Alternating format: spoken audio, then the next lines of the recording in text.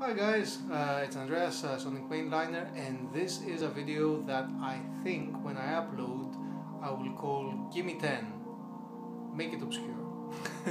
I think that's what the title is going to be. The reason why I'm doing this is obviously there has been a lot of Gimme 10 started from Fred, and I sadly cannot do a Gimme 10 for those dates that he gave.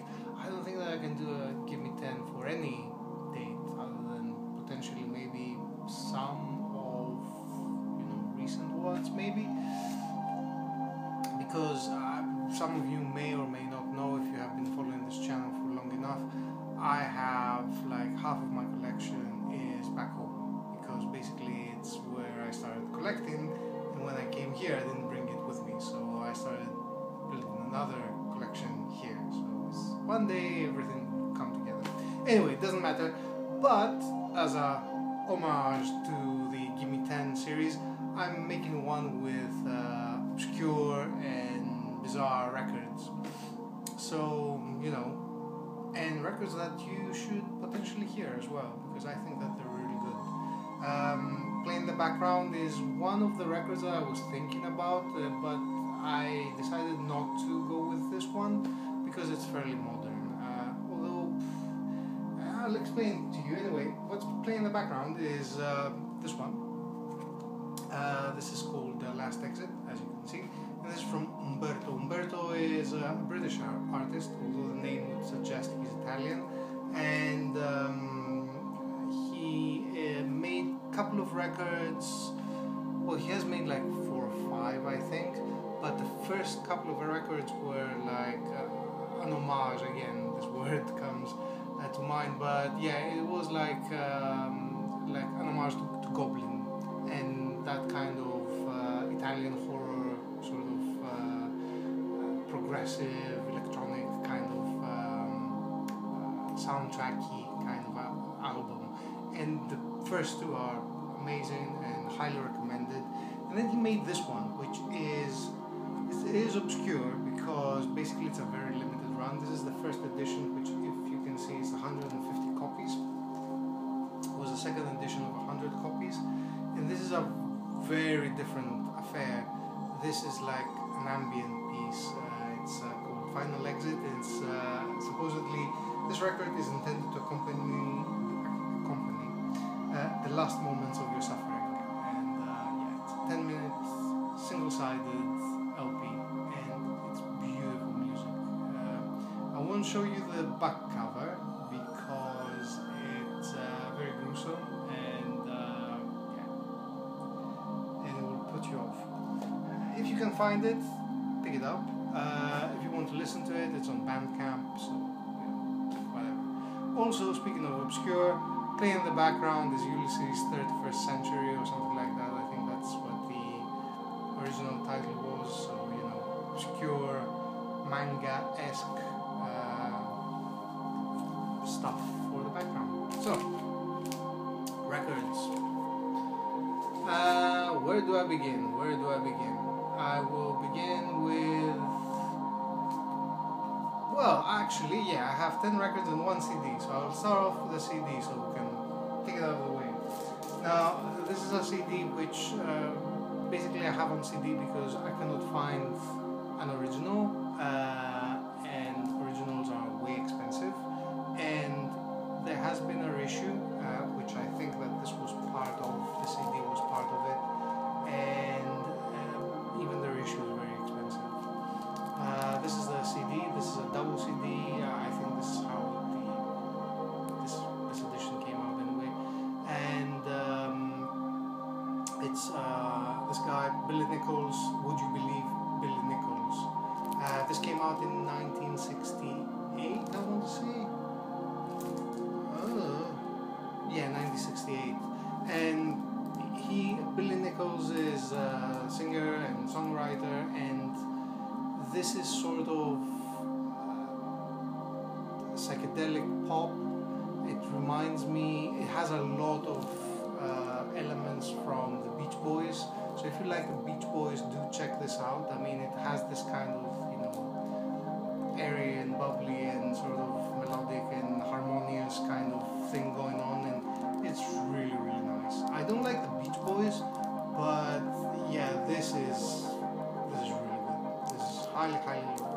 and it's very obscure. When it came out, 1968, I think there was like a limited run that some records were pressed and they were sent to Scandinavia or something, but it was never released here in the UK. So it sort of was pressed, it was produced and everything. It was never really, supported in any kind of way, and it went, into the ether and sort of disappeared. And as I said, this reissue has been from 2006. There has been a single LP, regular LP reissue, and it's just too expensive. If you can find it ever, get it. That's my recommendation. Hopefully there will be another issue fairly shortly. So that's the CD out of the way. Now records. Here's an LP that I got on my trip to Spain. I went to Barcelona and I visited the Wawa shop, which is the best record shop I've been ever to anyway. And if you are ever there, just go there. So I got this one. They had tons and tons and tons of psychedelic records, and this sort of caught my eye. This is a Lion reissue of Mary Butterworth, which is private press 1969 psychedelic record that they are using echo on the drums, so it does sound a little bit, it's like, what's happening here kind of thing, but it's a brilliant album, fantastic album, and I'm really happy that I got it. Do check it out if you're into like 60 psychedelia, and this is really good. This is another obscure record, and this is Dickie Landry, and this is a reissue of an album that came out in 1974, I want to say. Yes, 1974, the year I was born. And Dickie Landry has worked with Steve Reich, I think, and actually Philip Glass. And this is Philip Landry playing saxophone and doing some tape manipulation, so it becomes like more saxophones and things like that. And it's a beautiful piece of minimalist composition and sort of that school of composers like Philip Glass, like Steve Reich, and so on and so forth. And it's beautiful. I don't think that it's very well known. It's quite obscure, pretty much like this one. It's like, it's one of those albums that some people know about, but the ones that know about it really like it, and the rest are just not aware of it, pretty much. And that's where the obscurity comes in. I mean, obscure stuff is like, what is obscure? These days everything is obscure because there's so much of it. Whereas, back in the day, I mean, even this album, Dickie Landry one, probably was, a limited run of 5,000 copies or something like that. Now it's like 500 copies. Most of the stuff that we buy are 500 and 1,000 copies and whatnot. So it's obscurity is a weird concept. Next up is a very, very interesting one. So this one, who reissued this? Because obviously I'm holding a reissue, but I don't fucking remember who reissued this. Never mind. This is the guy, Otis G. Johnson, and Everything, Holy Spirit, Everything. I think this is the title. For God Is Love 1978? I don't remember, to be honest. So anyway, this guy is this is Christian music. Now, this is really funny because he's playing like this sort of very cheap electronic piano kind of thing, and he's singing songs to God. Walk with Jesus. He's the way. He's everything. Time to go home. Call on Jesus. Whole thing. Your day. Come back. Whatever. And he recorded this in 1978. Now, Christian music usually is like really silly music. Because people don't listen to it for the music. It's more about, Jesus. And potentially this would have been the case with this one. However, I don't know, luckily for him or unluckily for him or whatever, the production on this one, for some reason, is so screwed up. It sounds like Suicide, the band Suicide, not like, you know, wanting to split your wrists. Probably this is what would happen with Christian music in general, but no, in this case, it sounds like the band Suicide. So, yeah, do check this out. This is like really good shit, man. Trust me. Is it? No, it's almost finished. It's 10 minutes, so I will try to do a video in 10 minutes, you know. Who knows? Maybe I will make it. Next up is, again, I don't know how obscure this is. You know, being in the VC, there's like, I seriously doubt that there is something that is not really worth it that hasn't been shown at some point. I don't remember seeing this one by anybody else. Don't know. Somebody might have shown it. I've, you know, seen so many albums, I forget. I definitely have shown this before, and I do remember it very well because I got the title wrong, and Fred, who always corrects me, corrected me about this one. This is a 71 album by Westrup and Withusa. Withusa? Sorry, German people. Withusa and Westrup, or something like that. Trips und Traume. And this is sort of a hippie trippy kind of album. It has been, and I'm saying why, you know, is it obscure because, you know, in our circles, maybe you're aware of the Krautrock Sampler, the book, which you can download for free. Yeah, you can download for free because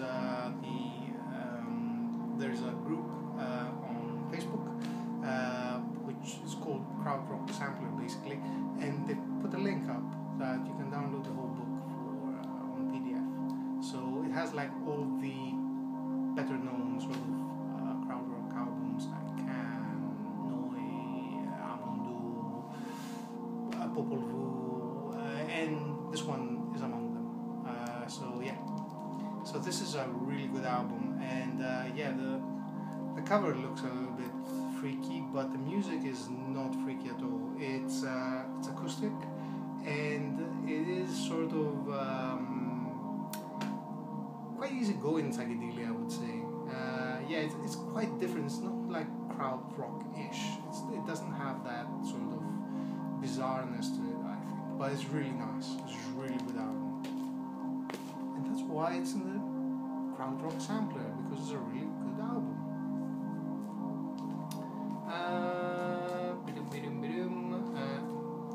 What else? Oh yeah. What else? I have a few. I have another 1, 2, 3, 4.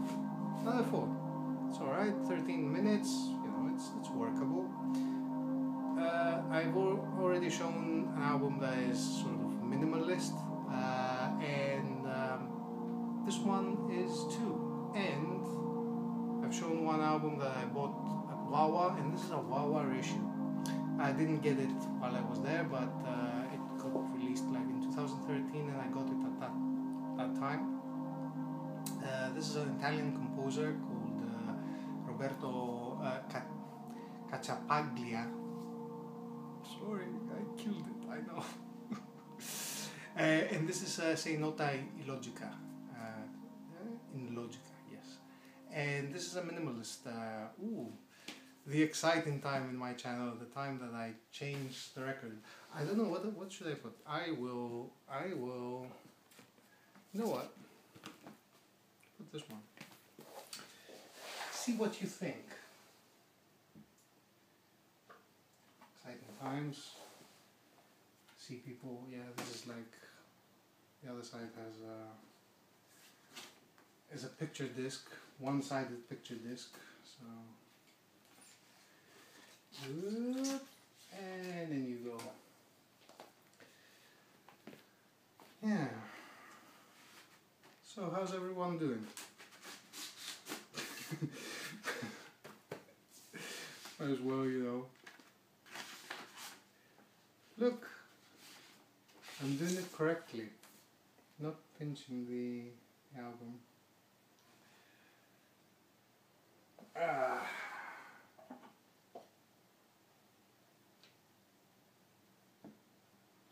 There you go. So yeah, what was I saying? Oh yes, yeah, I got it.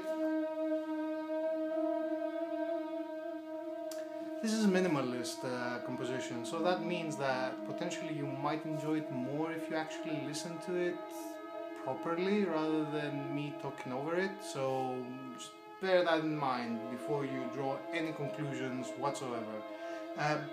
Unless of course you don't like minimalist composition, in which case, well, you know, skip to the next album potentially. I don't know which one it's going to be, but yeah, this is, well, not the same, but similar along those sort of lines. Anyway, yeah, this guy, Roberto, because his last name is too complicated and I don't want to, you know, embarrass myself again, released this album in 1979, and he's a composer, and this is a composition for voices, computers, computer, yeah, it says here, like para cuatro voces. For some reason it doesn't, I don't know. Grupo instrumental y computadora.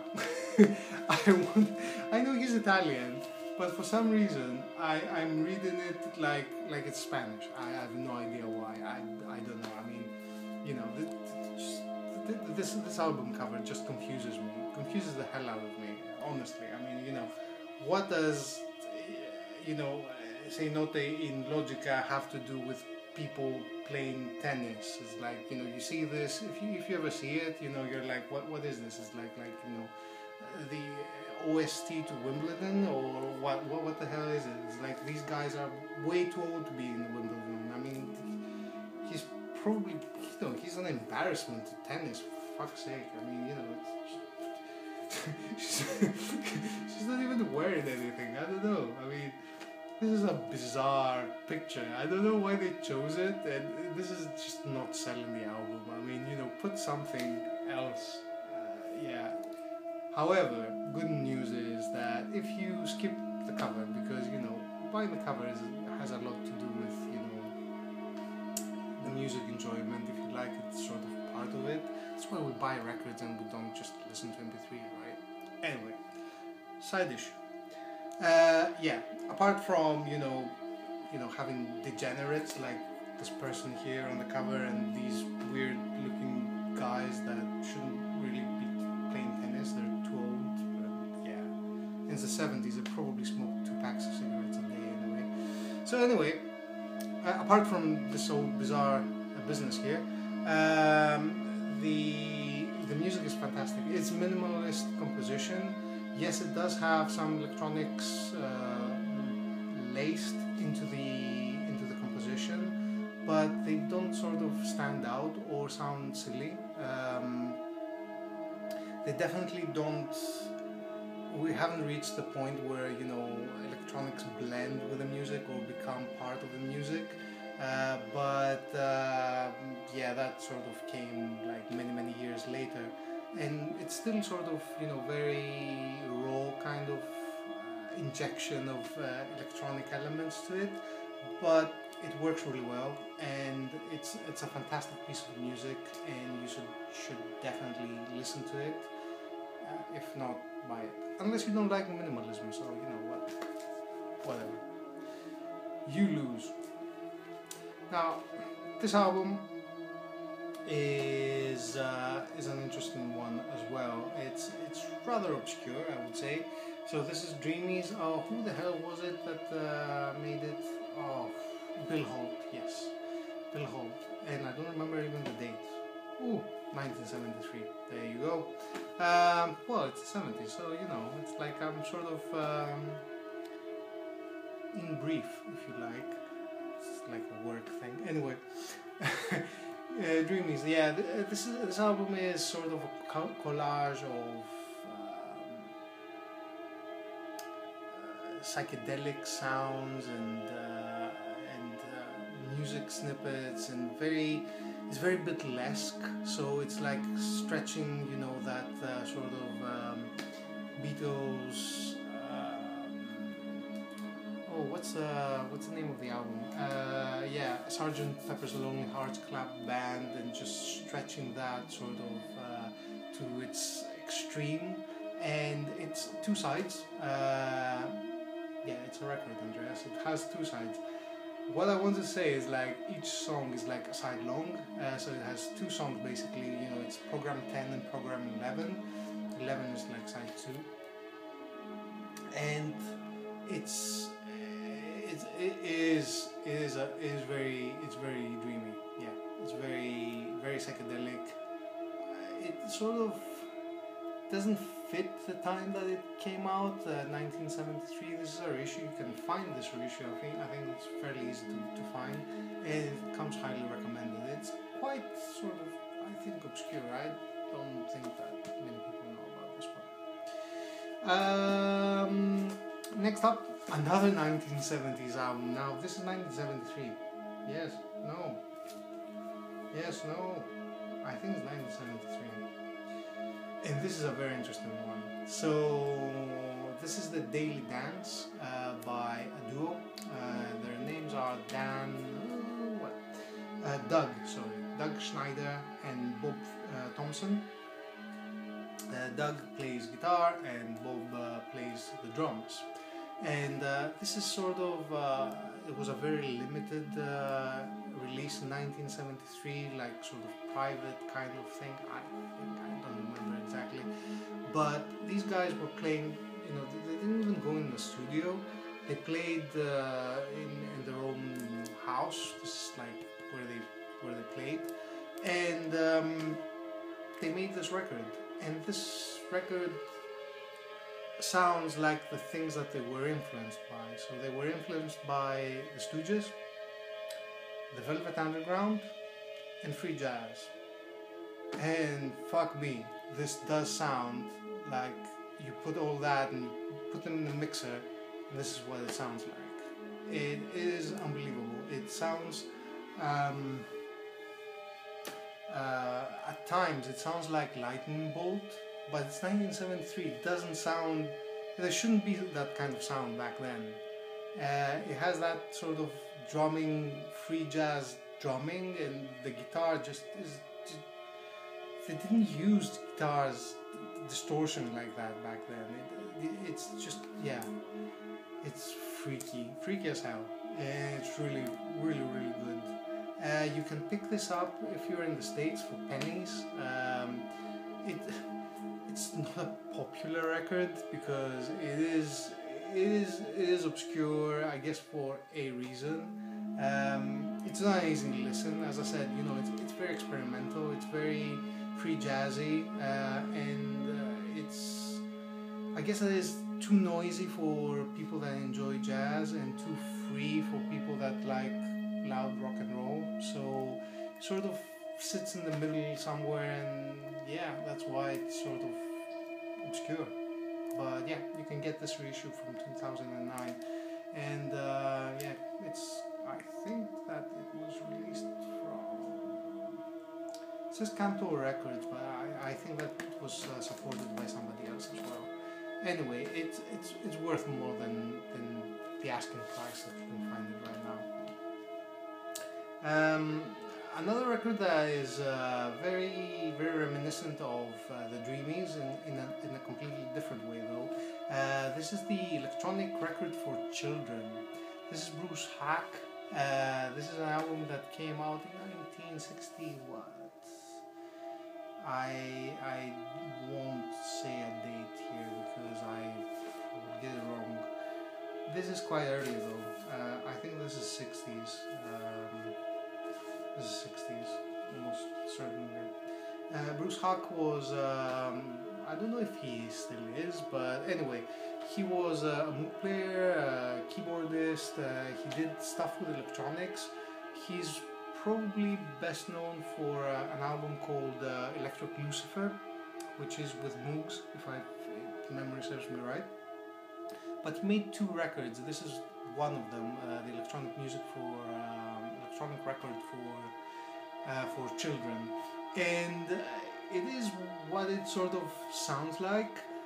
So it is. It's a kind of music that, you know, if you play to your children, they will end up like, you know, hippies or, you know, druggies.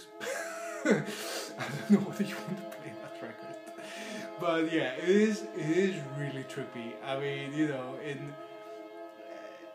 if you think about it, you know, children's stuff, like, you know, they have like they sound bizarre because they are made by grown-ups, and this is what they think that, you know, children will like.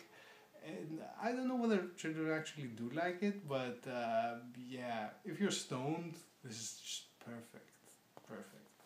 This is our issue from Mississippi Records, came out like 3 years ago or something like that. Yeah, it's a stoner classic. It's like that guy that paints, I don't remember his name, with a weird afro. Yeah, it's like that kind of thing. It's like, you know, it's just bizarre and weird and really good. No, it musically is really good as well. So yeah, 26 minutes. I wanted to make a short video, but yeah, things don't work out. Yeah, this is the last record though, so good news.